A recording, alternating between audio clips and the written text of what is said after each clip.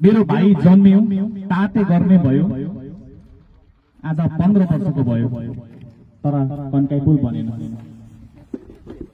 बगरहरू कहिले पूर्व हानिए, कहिले पश्चिम हानिए, सिमाना दायाँ बायाँ भइरहे, तर कन्काई पुल बनेन।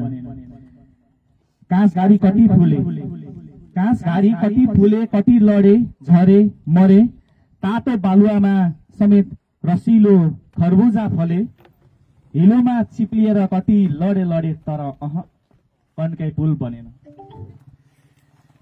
क्षितिजसँगै देखिने छिमेकी देश, क्षितिजसँगै देखिने छिमेकी देश, हेर्दा हेर्दै कति फेरियो, यता मात्र पिलर थपिए, ढालिए, जोडिए, जे गर्नुपर्ने सबै गरिए, तर कन्काई पुल बनेन।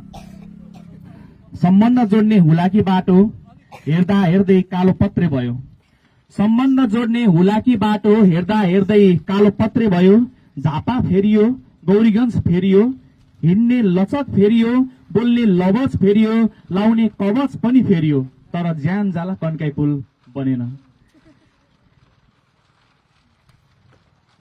गोठालो हातमा लौरो बोकेर, यी बगरहरूमा गोठालो हातमा लौरो बोकेर रामायणका श्लोक सकिए, मुना मदनका प्रेमिल वार्ता सकिए, नारायण गोपालका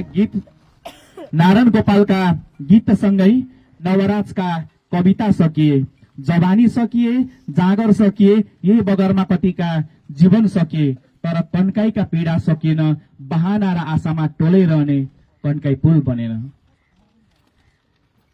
पवित्र जल, पवित्र जल, पवित्र तट, जन्ती पर्साउने कन्काई, पवित्र जल, पवित्र तट, जन्ती पर्साउने कन्काई, मलामी चोख्याउने कन्काई, जनै फेराउनेदेखि भाग्य फेराउने कन्काई, आफू फेरिन भनी सकेन, दुःख लुकाएर आशा मार्न सकेन, कन्काई पुल बन्न सकेन। वारी पारी निहाल्दै हातमा लौरो बोकेर, गाई भैँसी धपाउँदै उहिलेका कुरा सुनाउने काइला बा, पानी नछोई वारी पारी गर्ने रहरसँगै आफै बितेर जानुभयो, तर कन्काई पुल बनेन। धन्यवाद।